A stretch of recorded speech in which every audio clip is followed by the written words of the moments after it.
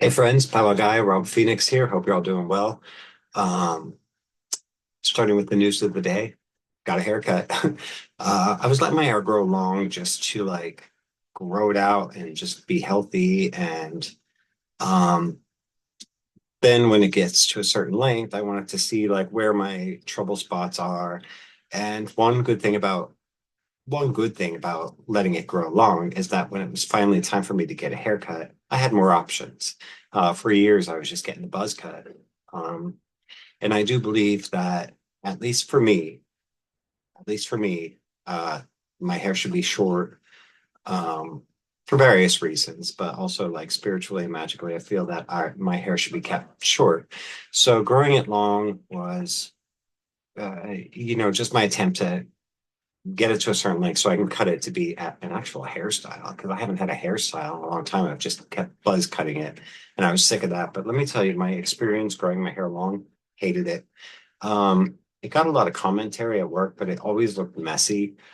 Um, and I'll be honest with you, I was washing my hair 3 times a day because it just felt gross. I couldn't stand the feeling of it. It was like touching on the side of my face. I was starting to get acne like here.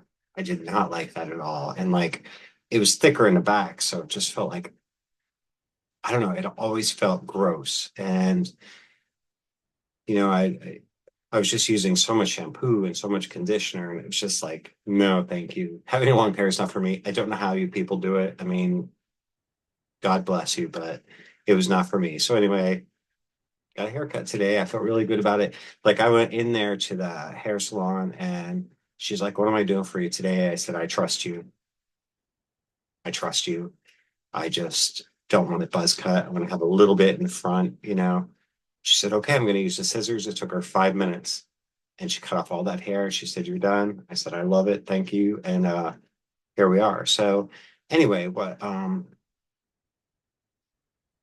sorry, nobody cares about my haircut. But what I really want to talk about is um, just different things that I've been feeling lately and changes that I'm making within my own like folk magic practices and such. Um,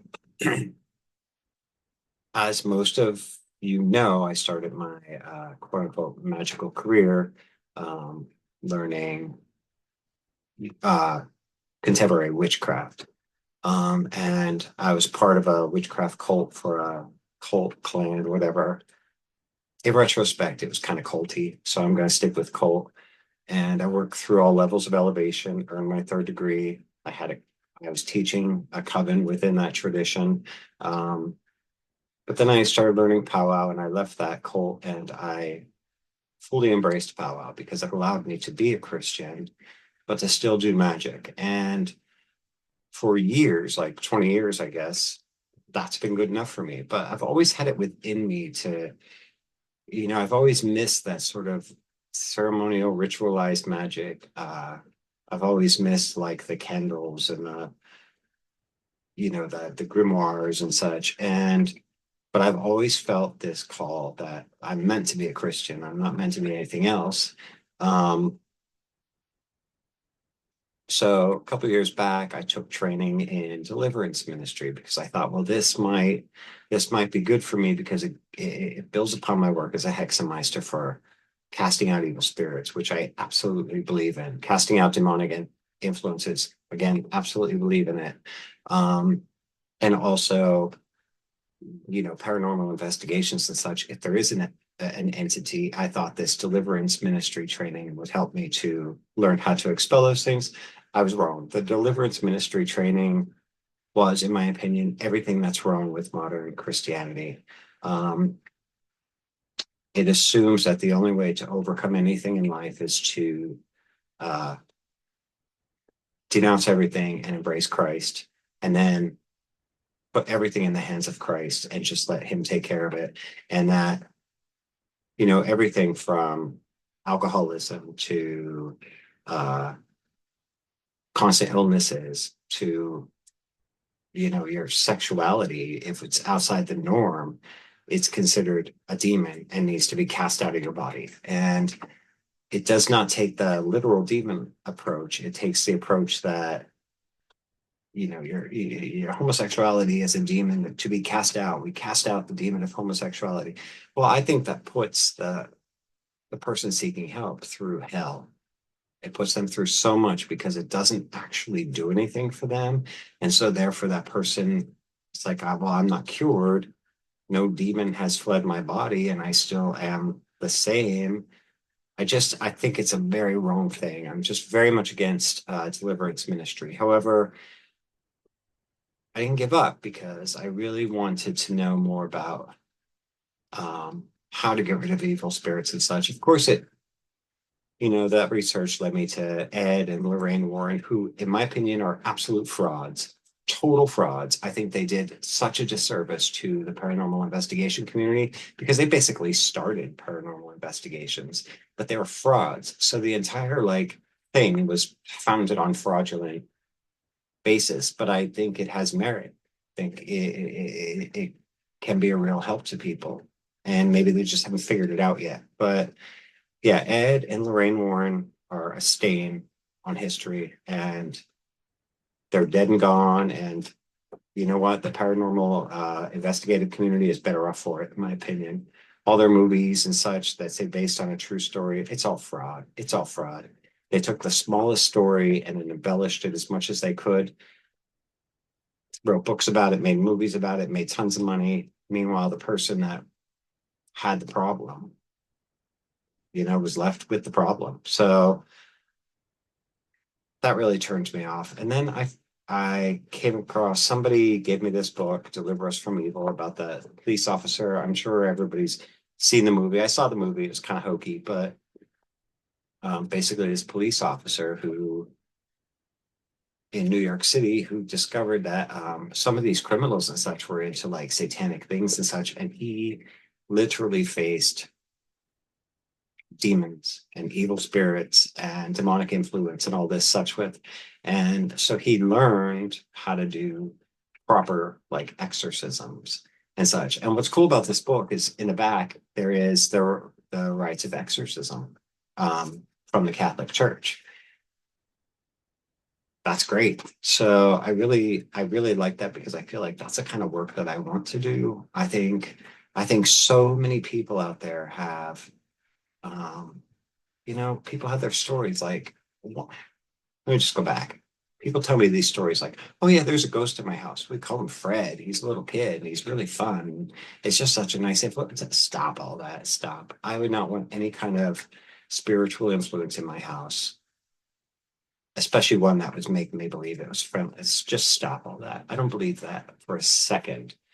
I think if someone's soul has not moved on and they're stuck here, there's a very real reason for that. And I think either they did something to keep themselves here because they did not want to move on, or God rejected them, or something. I don't think there's any such thing as a friendly ghost. There aren't a bunch of Caspers running around. I think people don't get stuck here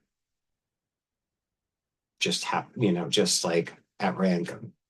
Um, And anybody who says they have all the answers, well, it's absolutely this or that. I don't believe them either.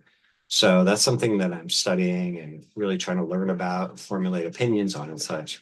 But that's kind of work I want to do. So diving into ceremonial magic is really ceremonial magic serves kind of twofold purpose. One is more sort of Kabbalistic in order to progress your soul, and advance through the excuse me excuse me to advance through the tree of life, um that map of that Kabbalah. But other purposes are for conjuring, ceremonial methods for conjuring spirits, demons, angels, but controlling them and getting them to be subservient to you. Um, I care for that so much, but I want to learn it because if there is something that's conjured or whatever, I want to know the counter conjure to that. I want to know the counter ritual to that, the exorcism. So that's where I'm at right now. Like, I've been accused recently of like a friend kind of got mad with me and sent me an email saying, "Oh, you're just going back into your witchcraft days." And that's not so. Like, a lot of what I learned during those days is stuff that I still use, like my astrology and herbalism and all that situation. Um, but I still very much consider myself to be a Christian. However, yeah, some of the things I do are also done by contemporary witches, but the stuff that they're doing can be traced back to Judeo-Christian ritualized ceremonial magic. So, I mean, it's just this mess of whatever. So who's doing what and when did what start and all? It's just insignificant at this point. But intention matters. And your goal matters, and who you pray to matters. Uh, so that those things aren't going to change with me. But yeah, so especially at this time of year, I really feel that draw. Like, I can set it aside, and then it comes, it always wants to come back to me. It always wants to be like a part of my life. When I first got into studying magic and the occult and such, I was a teenager and I really wanted some sort of like magical power. I mean, that's what drew me to it. Um, and over the years, that overarching goal may have changed, but there was always that part of me that really wanted to experience like that power. And I found like powwow works for me all the time. It works. I see it work. I do the work and then I see it manifest, and I'm constantly in awe of that. But that work just strengthens my faith. And as time goes on, I'm finding that the powwow work is less and less, I don't know, sought after. People just they're not so much seeking out powwows for stuff unless it's like anti-witchery stuff or anti-curse work or uh demonic activity and such with. And so therefore I have to adapt to the ever-changing times of the world we live in. So anyway, that's where I'm at with that. But I do recommend this book. It's called Deliver Us from Evil. Um, it's just really interesting. He has a lot of that sort of deliverance ministry kind of attitude about himself. So I think he's a little pretty far right on the Christian scale. And also, there's something else in this book that I hate: this active consecration to the Virgin Mary. It's like a prayer you say to the Virgin Mary to sort of devote yourself to her. And like, this is another thing I definitely do not like about Christianity, um, mainline Christianity, whatever it is. I'm basically I don't know what kind of Christian I am anymore. But you're saying things like, I, an unworthy Christian. I don't like that. And it's like, as thy slave, I deliver and consecrate to thee my body and soul. I don't care for that. I don't want to be enslaved.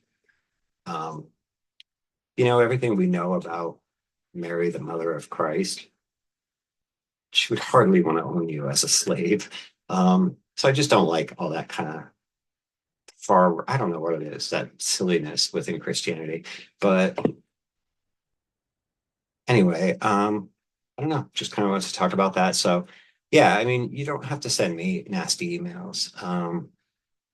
Just because I'm not talking exclusively about um, the Holy Trinity, because there's more to the world than that. There's so much out there. Like, uh, just being Christian means, I try to follow along with the teachings that Jesus taught.